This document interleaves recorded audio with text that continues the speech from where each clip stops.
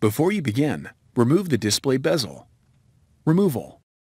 Peel back the retention tape and disconnect the webcam cable from its connector on the webcam board and remove.